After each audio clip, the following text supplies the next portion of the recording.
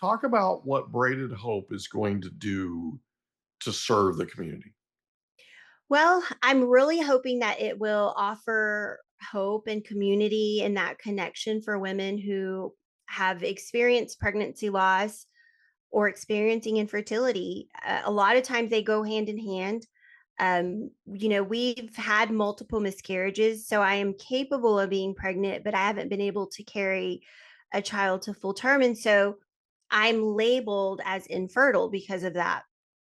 I want also people to understand that it is such a serious, painful thing to go through infertility and miscarriage that I mean, there are women who are struggling so much, like you had said, in silence, and they're they are suicidal.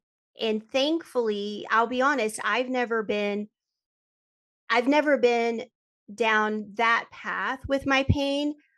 But I can tell you, I have felt that spirit around me. I'm a product of an affair. And so I didn't have a father around. He had a whole other family, and just that was a whole lifetime of going through things, you know? Mhm. And he died in 2020. And thankfully, he died. And I was able to forgive him. And that was huge for me to be able to come to a place of forgiveness. And just even those stories that I truly believe go hand in hand with my journey of infertility and um, maybe even have a lot to do with my desire to be a mother and to provide a good, stable home for my own children. Did you know there's a technology that's actually an app on your phone that uses sound waves to tell your brain what you want your brain to do? We had a young man that was on a guest on our podcast, the Mike Litton Experience, who had a traumatic brain injury. He was sleeping 3 hours a night. He's using New Calm now and he's sleeping more. Go to newcalm.com, Mike15 promo code. Newcalm.com, promo code Mike15 for an extra 15% off. Go today. Welcome to the Mike Litton Experience podcast. Everyone has a story, and our passion is to help them tell it. Mike is passionate about being a father, a teacher, a realtor, an investor, and a leader. And now, introducing the host of the Mike Litton Experience, Mike Litton. Cryssie Addis, thank you so much for being our guest on the Mike Litton Experience. I'm super excited for our time together. And like we talked about before we hit record, everybody has a story, and our passion is to help them tell it. So, with your permission, we're going to start with where you were born, go up to today, and then we want to talk about what a huge fan I am of Texas Tech. No, not really. I'm a huge Oklahoma fan. I'm a huge Oklahoma fan. Everybody knows it, Uh-oh, by the those are way. fighting words right there. Right, Boomer Sooner, baby. Well, I'm actually, like I told you, I'm actually in school full time with Oklahoma University. That was my dream school. I was born in Oklahoma, and when I was like 6 years old, I wanted to play football for Barry Switzer. All my friends did too, and so I became an OU fan at a very early age, and then it just got worse with age. Um, Uh-oh. yeah, I know it's terrible, but thank you for being here. Yes, yes. Thank you for having me. So, where were you born, I was born in Brownfield, Texas. and where is that exactly? So it's actually just about maybe 45 miles south of Lubbock, where Texas Tech is. So, you're in the Um, Permian Basin. yes, yes, Yeah. sir. So Yeah, for those we people that don't know, the Permian Basin is a very large, very, very large, probably the largest in the world, deposit of oil. yes. And so Midland, Odessa, those areas are, and Lubbock, right, it's oil town, it's oil country, right, It is. in Texas, out in Yep, West Texas. yep. Even into New Mexico. So I was born in Brownfield, but our family eventually moved to Lubbock, bigger city. Um, my mom was ready to be out of the small town, and so we moved to Lubbock, and I ended up pretty much growing up in Lubbock. Um, so if somebody had told me like 5 years ago, 3 years ago, that my husband and I would now be living in Brownfield, I would have probably laughed in their face. This was not on our like bingo card at all. How old were you when you moved to Lubbock? I was in the third grade. Okay. So yeah. So what was your favorite thing about growing up in Lubbock? Oh goodness. Probably just the small town school I went to. So even though we were in Lubbock, we still lived in the country. And so I went to Cooper High School, and it was in a little town called Woodrow. So we kind of had the best of both worlds. The bigger town, I don't like Lubbock is now a big city now. But at the time it was just kind of a bigger town. Um, but just, I don't know, it was so much fun. They called us the Hicks, and we were. It was fun. My closest friends, their parents were farmers. My best friend, growing up, loved horses and had like 5 horses. So it was fun. It was just a lot of fun. Good old country time. So they called you a hick and you were. I love it, right? We are one, right? In the immortal words of Jeff Foxworthy. So growing up, who was the most influential person to you? Oh, my great aunt. She is a nun. She just celebrated her 90th birthday. Wow. But Good for yeah, her. she just taught me so much. And even just I say I grew up with her sisters at the convent, because my mom would take us there often to visit. And um it was amazing to just grow up with them. And yeah, I feel like her prayers are what got me through all of my life. She's one of my best friends, truly. That's awesome. So, so in high school, did you have a favorite subject? Lunch. Did you have, Probably English. I loved English. did you have a favorite teacher? Let's see. In high school, I didn't, but in elementary, I would say Mrs. Foshi was probably my favorite teacher. She was like my second grade teacher, I believe. So shout out to Mrs. Garrett from Woodland Elementary. Nice. So she was my second grade teacher, and my grandmother was a teacher on my dad's side. And I went to Ponca City, Oklahoma, to go visit her. And she had, after my grandfather had passed away, she sold the farm and bought a condo in this retirement home or retirement community. And I was going to visit her, so I got on the elevator. When I got on the elevator, Mrs. Garrett got on the elevator. And bear in mind, at this point, I'm probably 40 something. So it's been 40 some years since she's seen me. Wow. She looked at me and she said, "Mike Litton, you haven't changed a bit." I don't know if that's a good thing or a bad thing. But Mrs. Garrett lived right across the hall from my grandmother. And that always made me nervous, because I'm like, "Grandma, do you all get together and talk about how ornery I was as a child?" Right? Because there wasn't a single parent teacher conference that wasn't an absolute disaster for me when I was a kid, right? I used to just like feel bad for my parents because they had to sit through it, and they'd come out of every single one of them going, "You could do so much better if you just apply yourself." Ugh, I get so tired of the apply yourself thing, right? I never used it when the kids were growing up. I'm just like, I'm not doing that. I'm not bringing that into the conversation. But shout out to Mrs. Garrett. She was a kick, man. That's So awesome. so after high school at Cooper, where do you go? I stayed in Lubbock, went to Texas Tech, and um, not too long after that, well, I'm not going to say I was the best student at Tech. I took semesters off here and there. You're kidding. Your I don't. favorite subject in high school was lunch. I mean, come on. I just kind of like I just to be honest, I would say I'm only going to school to for Housewife 101. I'm here to find my husband. So it's like That a did not dating service on steroids. that did not happen. I did not find my husband at Tech, but I ended up leaving Tech. Um, I was probably about 20, and my cousin, who's my best friend, had passed away of a rare liver cancer. And I don't know, I was young. I was kind of already not sure what I wanted to do with life. And my sister lived in not Oklahoma, Arkansas at the time. Mhm.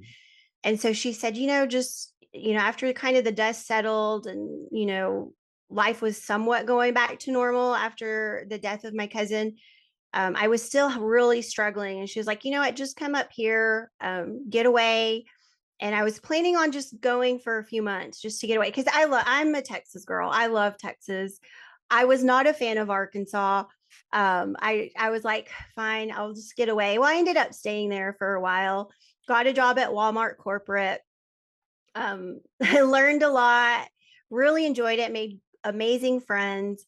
But you know, probably about 10 years later, still didn't find my husband in that 10 years.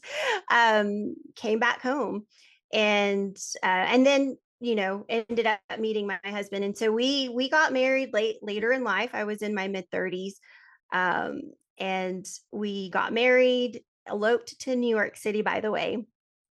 After 6 months of dating, we decided let's just elope. So we hopped on a plane and went and got married in Manhattan. It was so much fun. But anyway, when we came back, we lived here for a couple more years and then ended up moving to Portland, Oregon. So we lived. Hold on. How did you meet your husband? What was that? How did you meet your husband? Because you've been to Texas Tech, you've been to Arkansas. I mean, you've been all over looking, Yeah, right? And you didn't end up marrying a Walton, right? I did not know. Right. So you end up coming back to Texas, and then at Mhm. some point you meet your husband you've been looking for 15 years. Yeah, yeah. How'd you meet him? Just honestly, just randomly through a friend. This it was a very short introduction, and we found each other on Facebook and just kept chatting. He asked me out a few times on Facebook, and I was like, I'm not gonna do this. We've only been talking through Facebook. I'm not gonna go on a date. And I ended up canceling, like, I think 4 times. And then finally I was like, you know what? No, let's just do this. And I finally decided I'm going to do this, just get over the whole online. That's how people are meeting now, is online. Even though we had a friend, and we met through a friend, it just still felt like that was a very short, like, introduction. And Mhm. we are basically getting to know each other online. It just felt awkward for me. But I did it. I'm so glad I did. We met at a Starbucks just for, quick coffee. I'm thinking I'll chat with him for maybe about half an hour. We sat there for hours and talked, and then it just we were inseparable after that. So So it's the longest coffee on the history of the world. pretty much the longest coffee date ever. Did somebody at Starbucks come over and go, "Hey, you two, if you're not pitching a tent, can you the door's right there." No, nobody ever did that. No. We were actually outside, and I think they did start to shut down when we finally left. Because we were sitting You outside. closed the place? We were sitting outside talking, and we just talked. I mean, we See, were talking about. it's not every day that you hear of a couple meeting for a quick coffee and they end up shutting the place down. I mean, you hear about them shutting down bars all the time, but I haven't ever heard of anybody shutting down a Starbucks. Yeah, Wow. That's pretty interesting. Can I ask you a question? sure. Because I'm naturally and annoyingly curious. What made you cancel 4 times? I wasn't interested. I don't know that, like, because we had just been talking online, and I was so not against, but I'm old fashioned. I was, like I said, we got older in life. So I was, in my early 30s, or like close to mid 30s, actually. Um, and it just felt foreign to me to talk to somebody online. And like I said, even though that there was a quick introduction and then we were talking online, it just still felt like, no, I can't. No, I need to meet someone the old fashioned way at a bar, right? You didn't go to a bar. You went to a Starbucks because it was before the bar opened, right? Pretty much, yep. We went to the bar after. No, I'm just kidding. It was the Facebook thing that made you cancel 4 times, or was it something having to do with him? It had nothing to do with him. It was just the idea of getting to know someone on an internet platform. It Yeah. just was It was just weird. It was like a foreign thing. Yeah, it was so foreign to me. Did you tell him that you're old fashioned? Yeah, I mean, we had been, chatting a little bit, and I don't think I told him until after that that's why I kept canceling. I just kept making up excuses like, oh, Gotta I'm rearrange my sick, sock I drawer. don't feel good. Yeah. Got to give my dog a bath. Like, I just kind of was like, oh, I don't know about this. It was You nothing. rescheduled with me because of the flu. No, so I really did have, and you and I were Just so talking we're clear, I really did have. Well, I was going to actually mention to you earlier before we hit record that during that time I was having lung issues. Oh, and I thought it was due to COVID. I thought it was all of this stuff.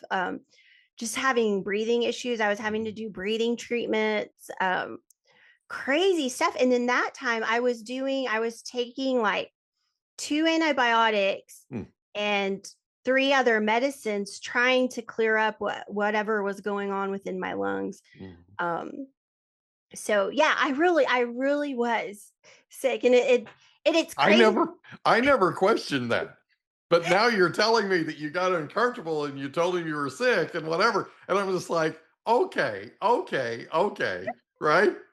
No, I get it. I mean, it's, if you feel, so what did he do for a living? Was there anything about him that gave you pause? Like, did he ever reach out to you and go, okay, you canceled 4 times. What's holding you back? Well, that last time he was like, hey, this is the last time I'm gonna try, like, let's go grab coffee or not. And I was like, okay, let's do this. And I think that's when I told him, like, look, I'm so sorry. This was weird to me to be asked out online. So, Well, you end up getting together. So that's the right.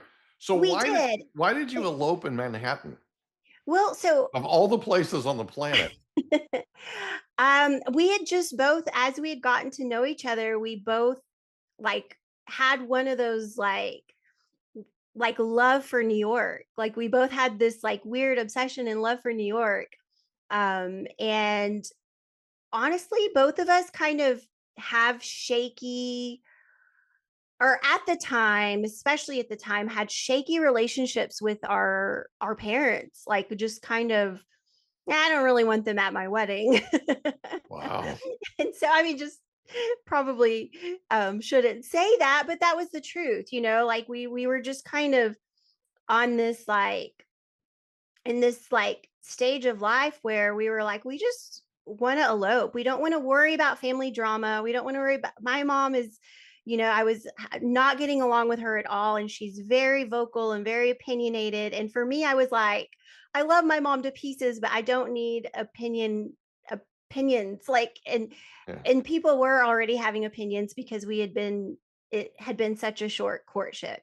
People are used to people dating for years. And for me, I hadn't really been dating that much. And I was going to tell you, not that I'm a relationship advice guru person, but you have to like the person you're going to marry.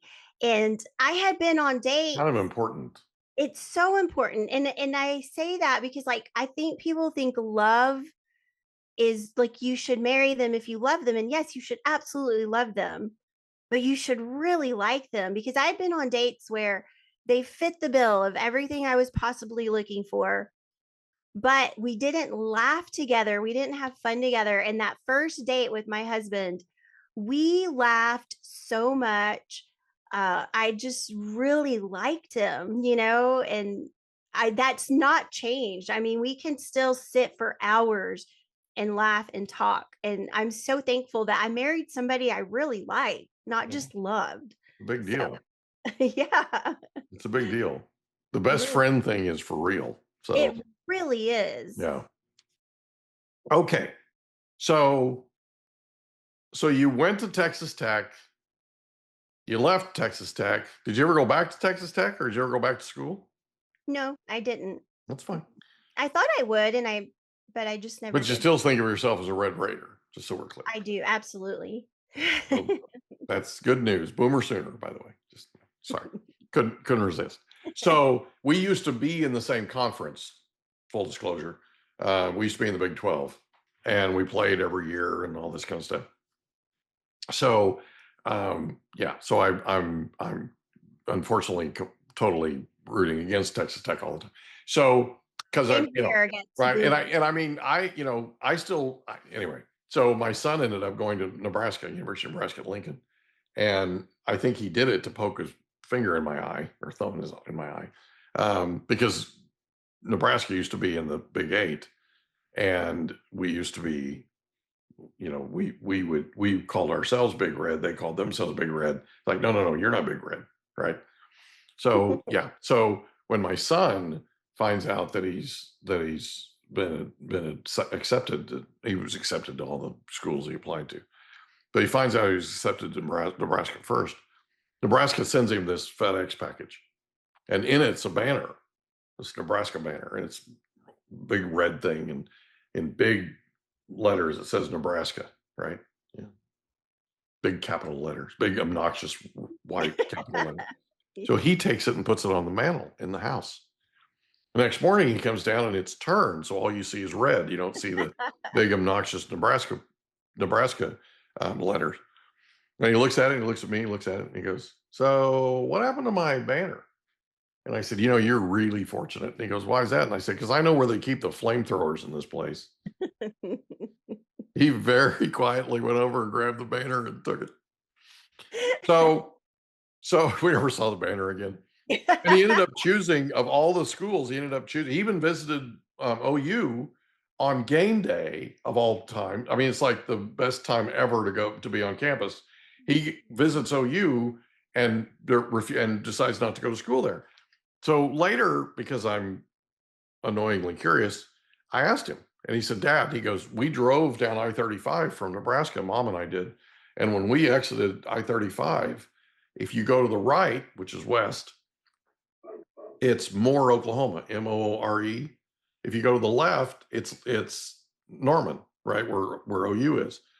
He said, "As soon as I saw Moore, I knew I wasn't going to school there." And I'm like, "Okay, what is it about Moore?" He goes, "Moore is the statistical tornado capital of the world." So I was never going there. I'm like, "Okay." That took care of that deal. Anyway, so Mr. Numbers, right? The kid ends up with a bachelor's degree in mechanical engineering and a minor in biomed. He's all about numbers and all, it's just, what a great kid. That's awesome. So he turned out really well because of his mother. Oh, So I'm sure it was both of you. so you guys get married at Starbucks. I mean, Manhattan, right? You had a career at Starbucks, right?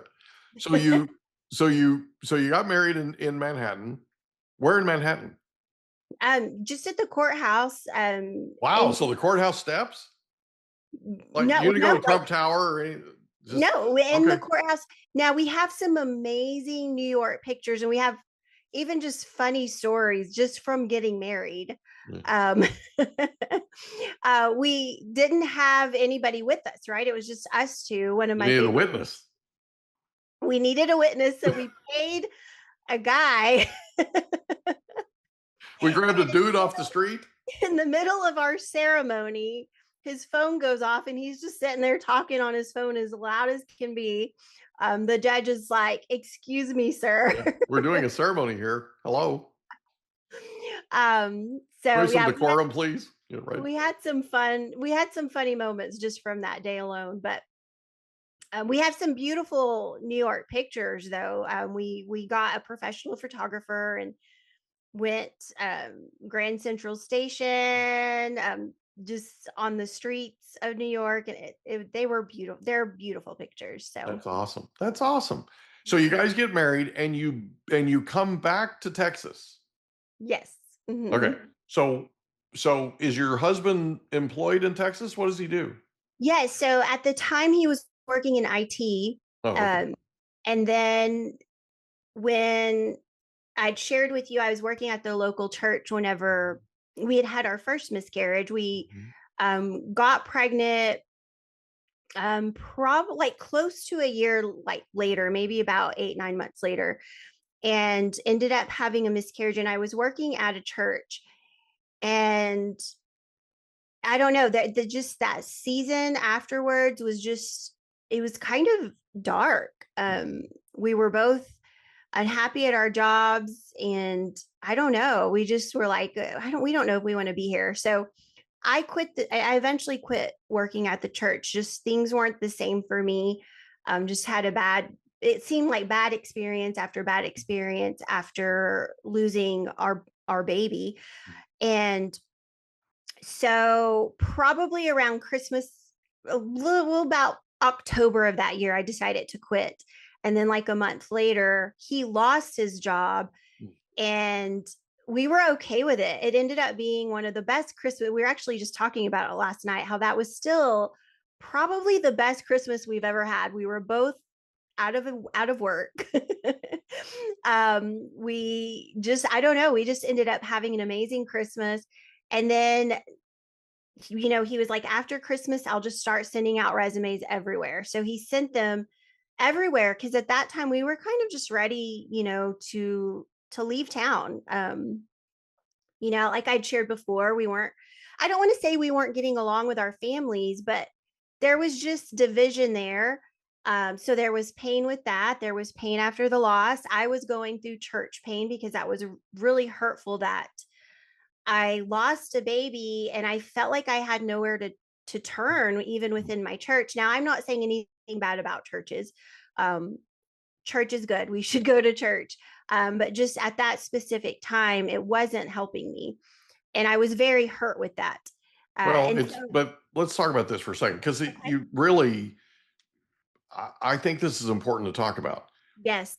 Hmm. So if the church you're attending isn't working for you for whatever reason, right? Could be a myriad of reasons.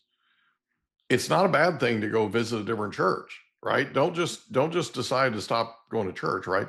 Go find a fit, right? Yes. So both my daughter and I've done this too, but both my daughter and my son have done this, where they've gone to different churches that have different types of ways of worship, right? Of, you know, and they're Christian churches, but they're, um, one's more charismatic than the other one, that kind of thing. And one's louder, significantly louder than the other one, right? One's a little more in your face than the other one. And they fit their personality, like they feel like they fit in there, right? Mhm. And that's the thing that I think is important for people, is find a fit, find some place where you are getting what you're looking for from a church. Yes. There are people who need certain things from a church. And what I want what I want people to hear,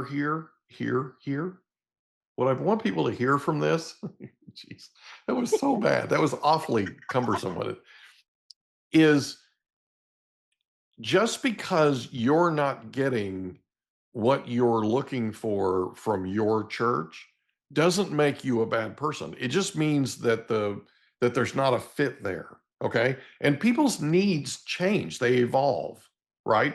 Like Yes. you guys are trying to have a baby, you're married, you shut down a Starbucks, got married at the courthouse in Manhattan, right, with some dude that was on the phone, right? You with me? So things have evolved, right? You're in a different place. And I would presume or assume, well, that's a terrible thing to say, but my presumption would be that with the miscarriage and with all the stuff going, being newly married, all that, your needs change. I just want people to understand this, okay? And especially if you're a member of a church and you're part of the leadership, people suffer in silence, okay? Yes. But they are dying to tell you their story. And some people are literally dying to tell you their story, Yeah. okay? All you have to do is you have to care enough to ask, okay? I was invited last June to speak at Stanford University. Stanford University is one of my favorite places on the planet, bar none. My son actually works at the Stanford Blood Bank, right? So he lives by there, and his girlfriend works next door and all this. So I made arrangements for there was a dinner that at the end of a public speaking semester, public speaking class. Miss Universe was there, by the way. Nice. And I got a chance to meet her, and she got a chance to talk to me or to ask me about my podcast. It's kind of crazy. Cool. So she won right after that dinner. So I get up there and I said, so what am I teaching? Because I sat down at his table, and he goes, you're not teaching, you're giving a toast. And you have 2 minutes. I'm like, Bruce, it takes me 30 minutes to introduce myself, right? And he goes, no, you have 2 minutes. And in this environment, in this class, you can't go over your 2 minutes. It's a mortal sin. I'm like, okay. Right. So I got up with not a lot of notice. And I said to them, I try to add value everywhere I go. So I'm going to give you 2 items of value. Number one, if you ever had some public speaking class, I said, if you ever have stage fright, just love the audience more than you love yourself, and your stage fright goes away, literally. Because stage fright's about you being concerned about how you look and making a mistake and saying something make it right, how you're going to look to them. If you love them and you're more committed to them learning what you're going to teach than you are about how you look doing it, there's no such thing as stage fright, right? The second thing that I suggested to them was that they take, which I also suggest to my children, that they take a blank word processing program and type at the top of the page, stay in curiosity. At the bottom of the page, stay out of judgment. Print it and put it up in front of where they work every day. Because one of the things that we don't do is we're not curious enough about the people who come in and out of our lives. Okay. We get focused on our phones. We get focused on social media. We get focused on dating on Facebook. Just kidding. Right? We get focused on all that stuff and we don't ask about the people around us. If all you'll do is stay in curiosity and stay out of judgment, your life will be so rich you won't recognize it. And so that's what I shared with them. So the co-instructor, the co-instructor, co-professor, whatever, the other professor that teaches that class is a high-powered attorney up there. And afterwards he goes, I wrote those down and I'm printing that up in the morning. I'm going to put that up where I work. Kind of cool. That is cool. You want to stay in curiosity, okay? You want to ask. If you're in church, if you're a member of the church, if you're mopping the floors in the church, I don't care, right? You could be in leadership, whatever, right? You could be the usher. Ask people, ask them, right? How are you doing? Watch how they answer, okay? They're going to say something like, I'm fine, but it's not going to look like they're fine, right? And what you can say is, I looked up the textbook definition of fine, and it didn't have that look on their face, right? Talk to me. What's going on? Obviously, you're not fine, right? Those are the kind of things that if you'll just ask, if you'll just care enough to reach somebody and connect with them, there's no telling what you'll find. And they want to tell you, they're just not willing to walk up to you and say, hey, I want to tell you. Make sense? Yep. I just want people to hear that because it's important. And by the way, you have a nonprofit that you're starting, right? Mm-hmm. That's called Braided Chain. And Hope. Sorry, I apologize. Chain. It's okay. Where in the world did I get chain from? I Maybe mean, it's the the maybe it's the chain is braid thing. braided. Maybe it's the unbreaking of the Ephesians, right? So it's braided hope. Sorry. Jeez. You're That was fine. That's right. fine. That was awful. But here's the thing. So so you're starting this nonprofit. The thing that I would ask you is as you bring people on and as you grow this thing and as you continue, your outreach needs to be in the form of questions. It needs, I'm literally writing a book on the power of questions right now. No joke. Questions help us engage. Questions help people to focus, right? Mhm. Questions help to draw things out. Does that make sense?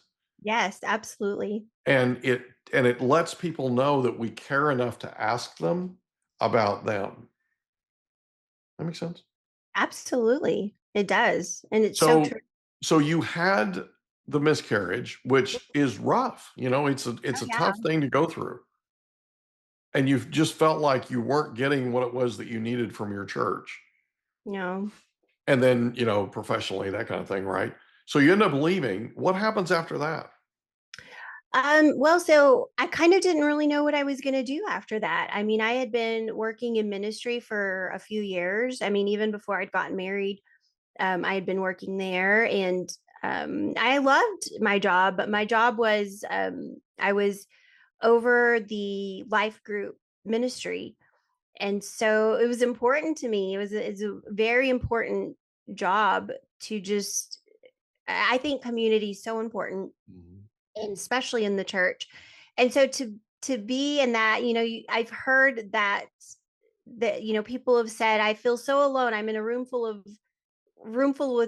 people and I feel alone. And that's how I felt. I felt like I'm over here bringing community with people and I'm not getting that in return.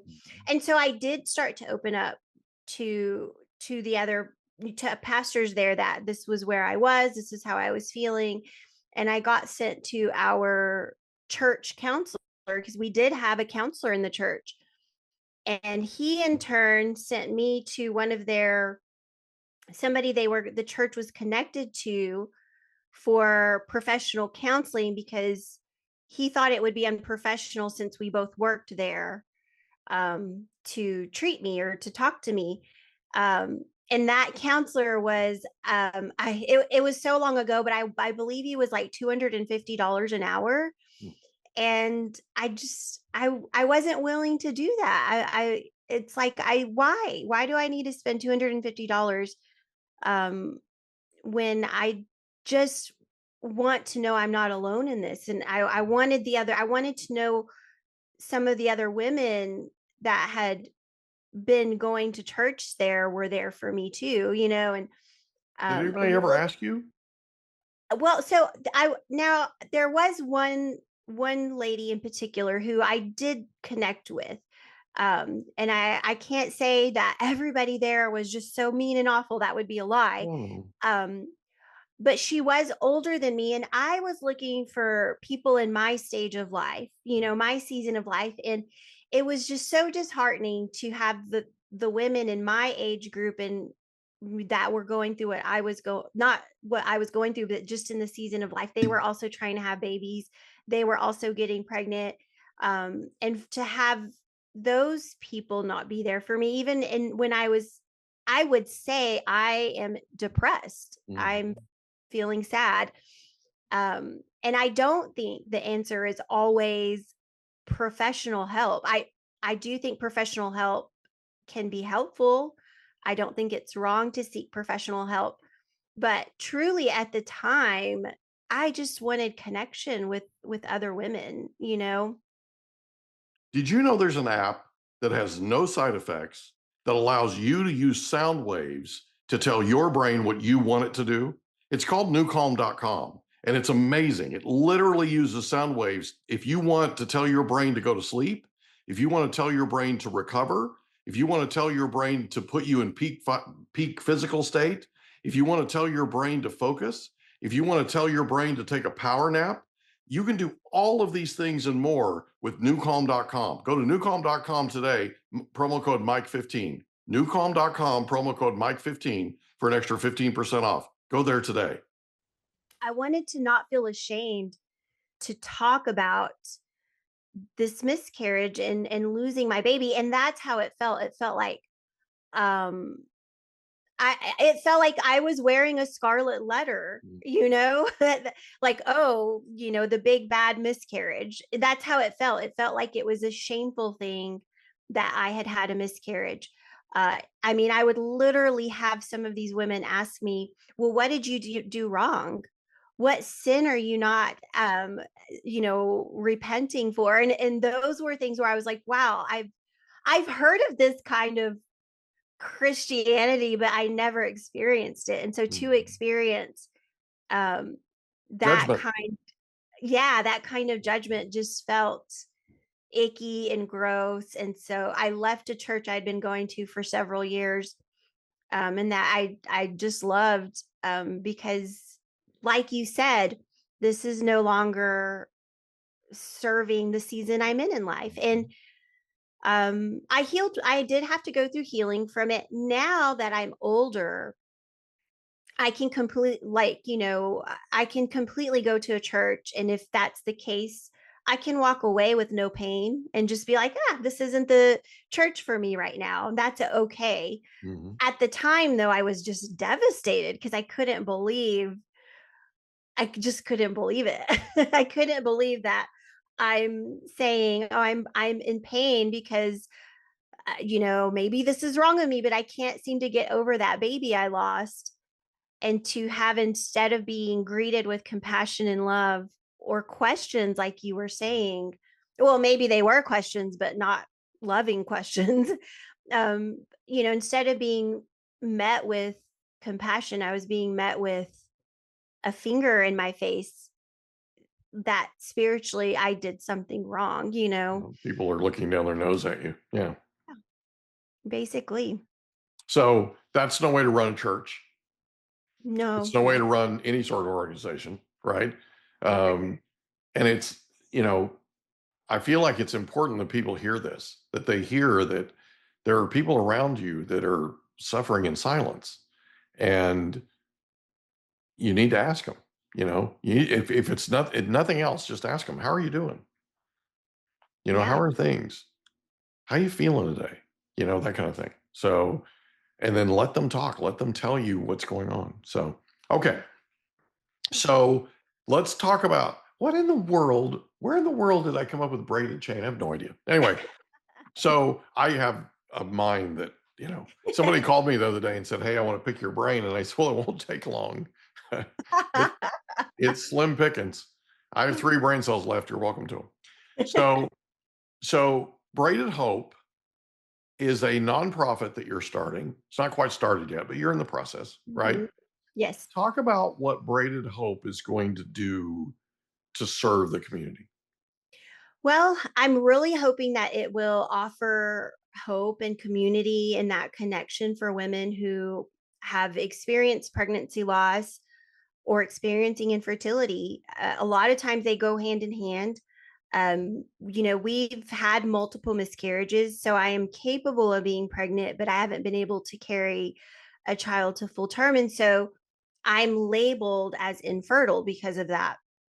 And so I just I feel like I'm in a season of life, and even though we are still trying to grow our family, God has just done such an amazing work in my heart and in my healing, and is just I feel like I can help women and couples. My husband is doing this alongside me. We do everything together, and so he's got a heart for couples and for marriage. And so we just want to help stand in the gap for that, if you're needing community. And so that's the point of it, is to hopefully bring community to those women and those couples, and to point them back to Jesus, because we've been on this road for 10 years. And again, we got married late in life. I'm not dumb to the fact that most of our infertility problems are my age. But at the same time, I do want women to know that it's so taboo to talk about, pregnancy later in life, and trust me. I mean, I just told you I was looking for my husband when I was 18 years old going to Texas Tech. I was just a little too picky, I guess. Well, I don't want to say that because I'm so happy I waited for the right man. But I wish I would have found my husband at 18 years old and maybe been, able to just pop out a million kids. Yeah, absolutely. I've always been one who's wanted 7 kids. And so, but that didn't happen. And so I shouldn't be greeted with, you know, ugly comments or horrible questions about my own faith or even about my age, because I've gotten that too. I have heard everything, Mike, over the years about our quest for having a child. Well, you should have gotten married sooner, or why'd you wait so late to get married? And and it's like, well, it just happened. And it's it's not a bad thing for women to want to have children. I don't care how old you are. And so another part of Braided Hope that I think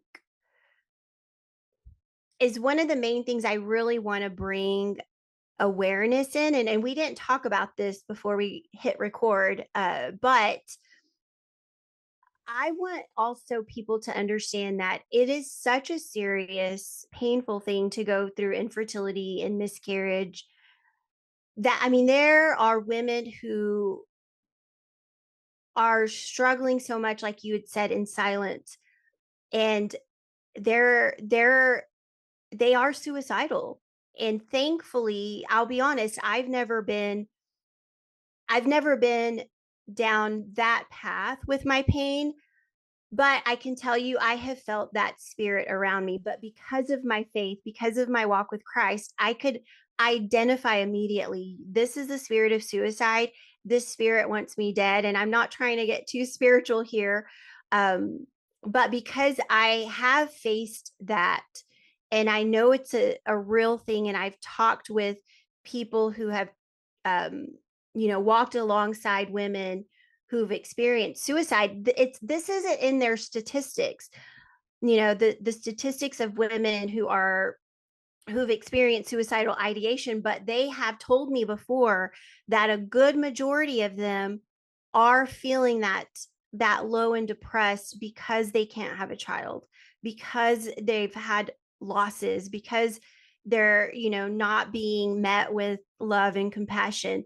And it really truly can push a woman to those measures of suicide. And again, there's not a statistic for that. How many women who have experienced suicide, how many of it is because of miscarriage or infertility? But again, I have been told that is happening. It's they're in that just whole statistic of women who are suicidal.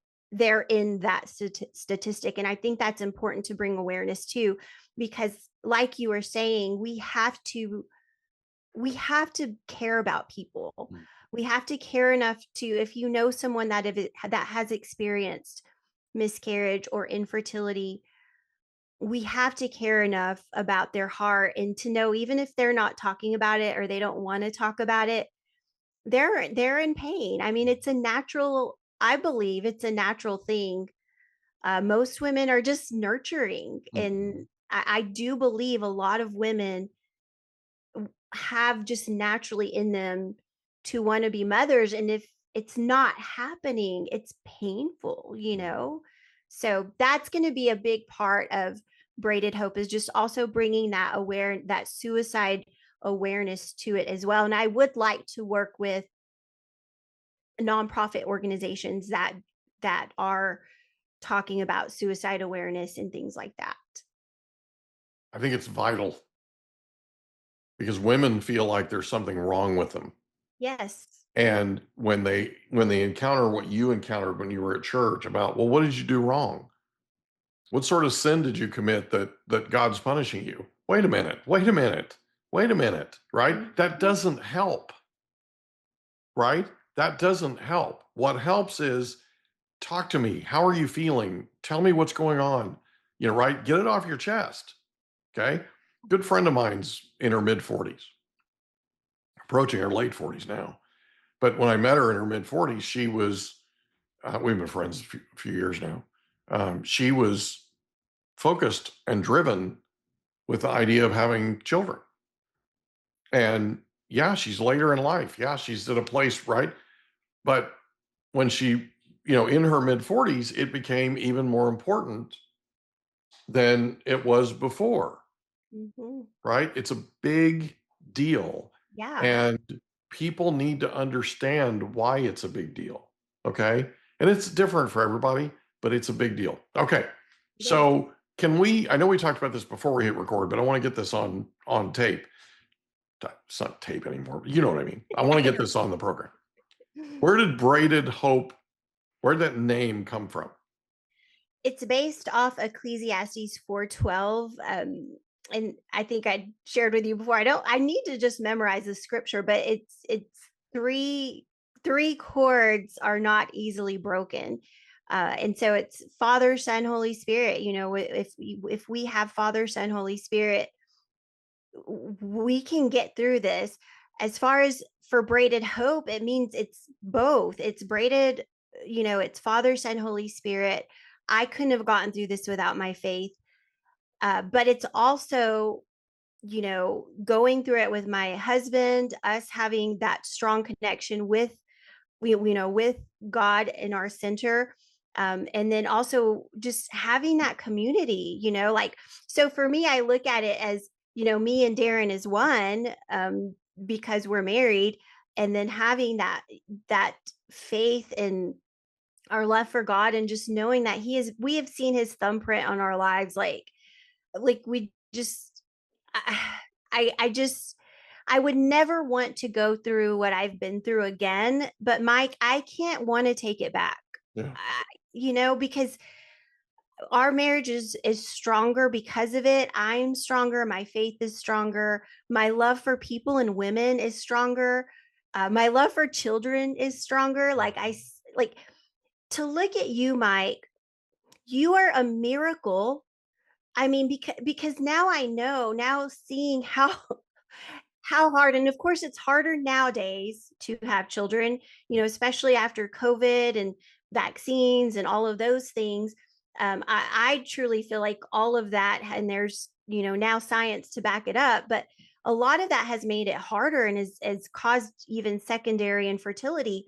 But just seeing how hard it has been for my husband and I to create a child and carry it to full term, I look at people now as like, you are a miracle. I mean, you really are, and so to look at just you, Mike, you're a miracle. And I love you because of that, and it's given me such a heart.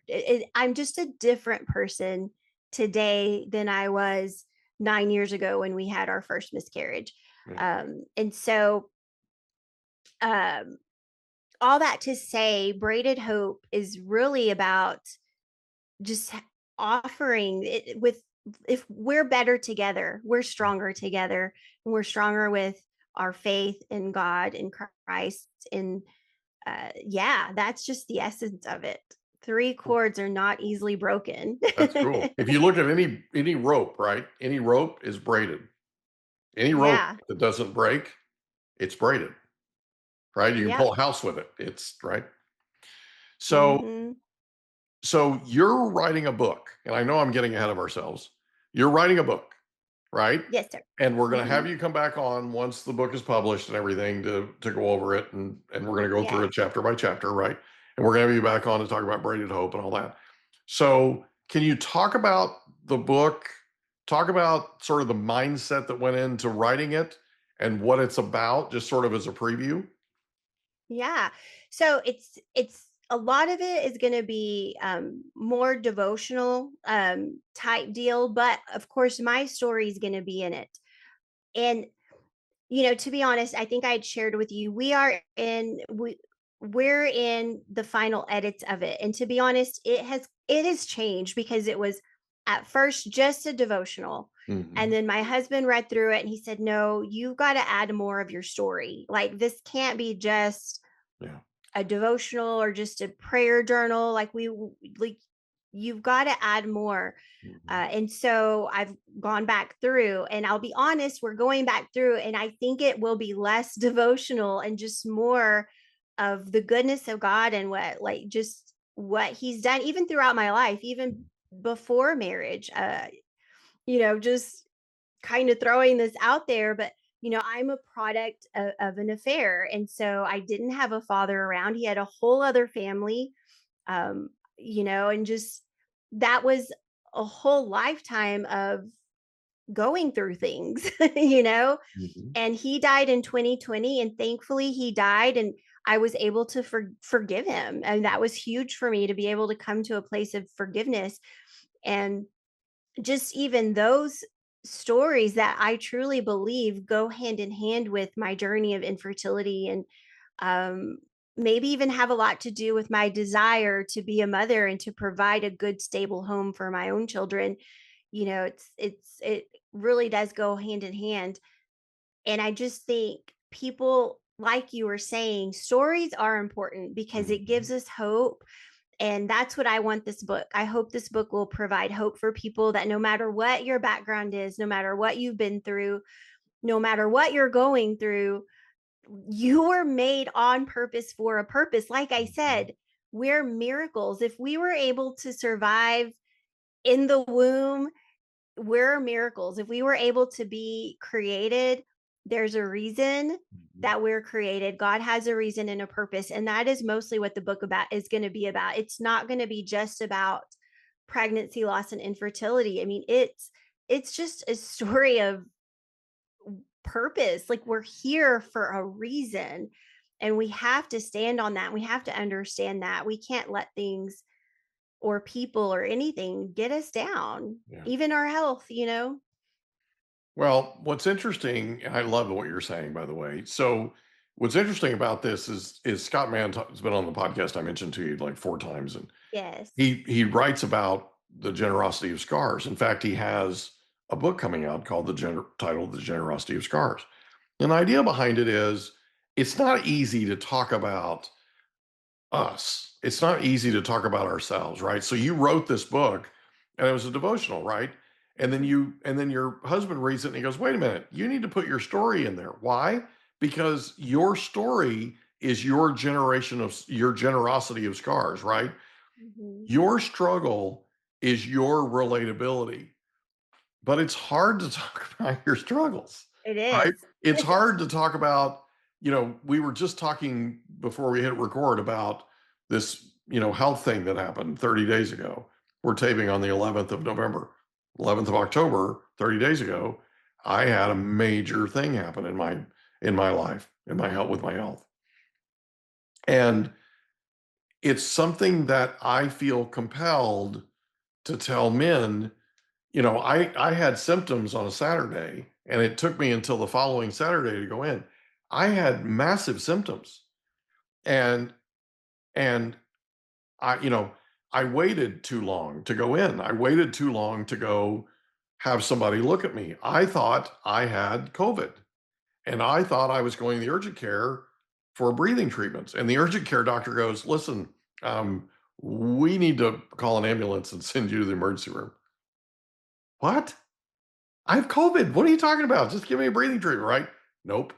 So she knew something from the numbers she was getting, like my numbers didn't pan out or didn't work or something. She saw something, right? And then I get to the hospital and they run blood tests, they do a chest x-ray, nothing. But they do a CT scan with contrast and they find this massive, it's called a saddle clot, and it's connected here and it goes clear in my arteries right Uh, above my heart, and then down. It's like an upside down U. Okay, 15 inches from here to here, and then it takes a right turn and goes. So yeah, and so he comes back in after the CT scan because the results from the CT scan beat me back to the room. He walks in and he goes, "We found it. It's massive, and we're going to do everything we can do to save your life tonight." It's not every day that somebody tells you you've been on this planet 59 years. It's not every day somebody tells you we're going to do everything we can to save your life tonight, right? And man, did that get my attention. But here's the thing. I was short of breath 7 days prior. Okay. I had chest discomfort 7 days prior. I should have taken myself to the urgent care that day, right? Didn't do it. Wednesday, the following Wednesday, I was in rough shape and I almost went, that day. Had my wife go get a COVID test, at home COVID test, tested positive. So I'm thinking I've got COVID. I'm a couple of days away. I'll be fine, right? Got worse on Saturday. And so I end up going, and this thing is just, I mean, I looked at it and went, how in the world am I still alive with all that in those arteries, right? How are you breathing? Exactly, right. Well, I'd walk 5 steps and I was out of breath. I'd have to stop. And what I want men to understand, and women too, what I want people to understand is when they have those types of symptoms, they need to go be looked at, because you need to figure out what it is that's wrong. And then what they did was I got there at 5:30. By probably 6 o'clock, a little after, they had the CT scan with contrast. So they were like, we're going to do everything we can. So they hooked me up to IVs. Imagine there's this emergency room turns into a beehive, and they get me on the table 11 o'clock at night. And the cardiologist has a team, and they brought them in on their day off and everything for an emergency.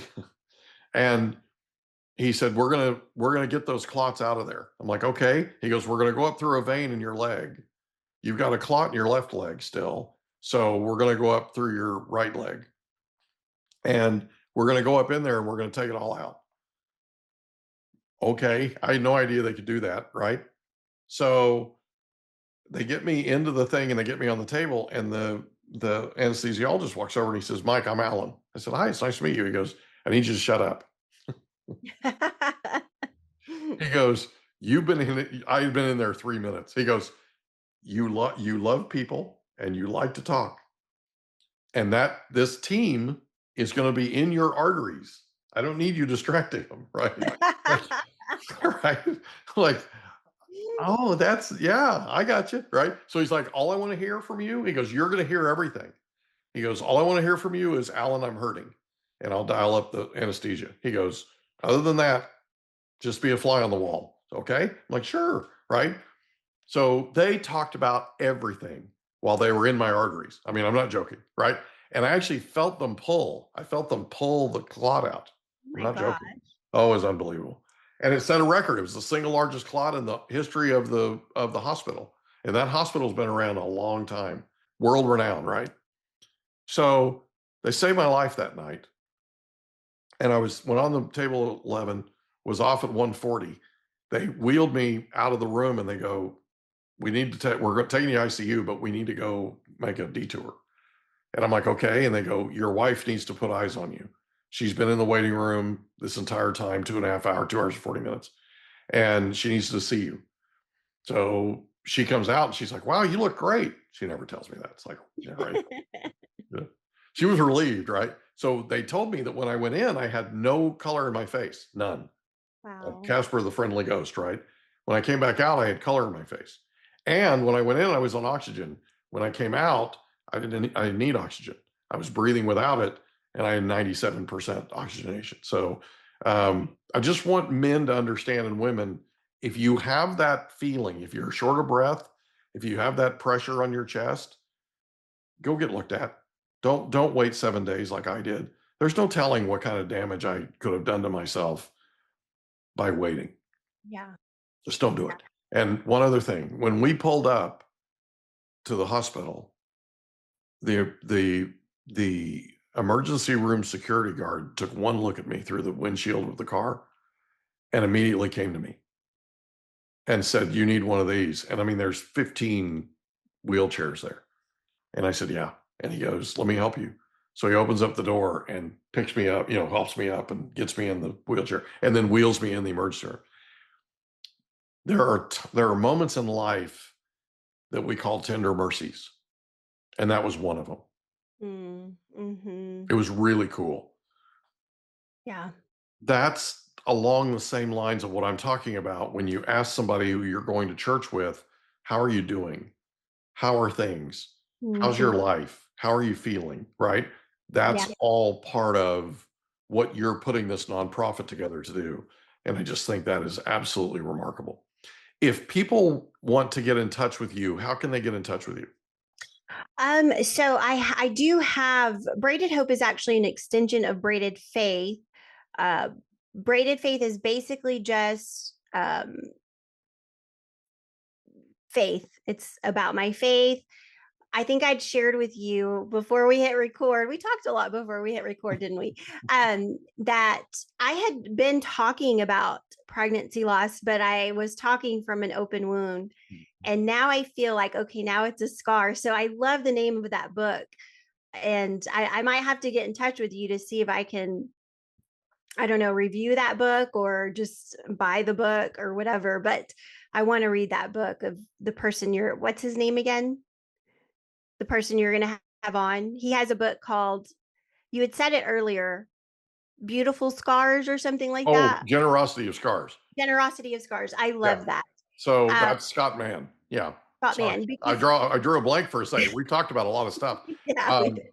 so he wrote his first major book. He wrote a book before this, but his first major book was that I read was Operation Pineapple Express. It's about the Afghanistan withdrawal and what he and a bunch of other special operators did to help work the back channels to help Mhm. get their Afghan allies out.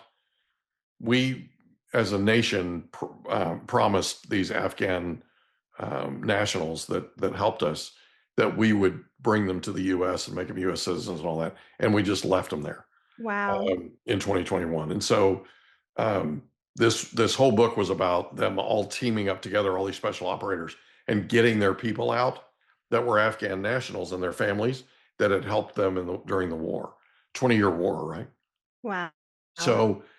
So that was the first book. The second book was Nobody's Coming to Save You, which, by the way, is absolutely brilliant. And then the third book that he wrote was The Gathering Storm. And so and I was sharing with you, we've had him on for all of those. And then we've also had him on for a play he wrote called Last Out that he also starred in. And then he has a new one coming out called oh my goodness, I'm drawing a blank, but he has a new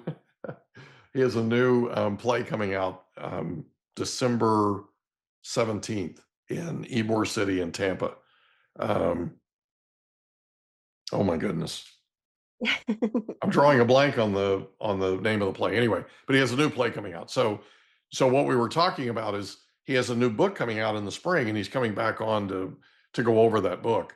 But it's Mhm. called Generosity of Scars. And then he has another one. It's a trilogy. So there's Nobody Coming to Save You, Generosity of Scars, and then there's one more that he wrote with his dad right before his dad passed away, Oh, called Leaving Tracks.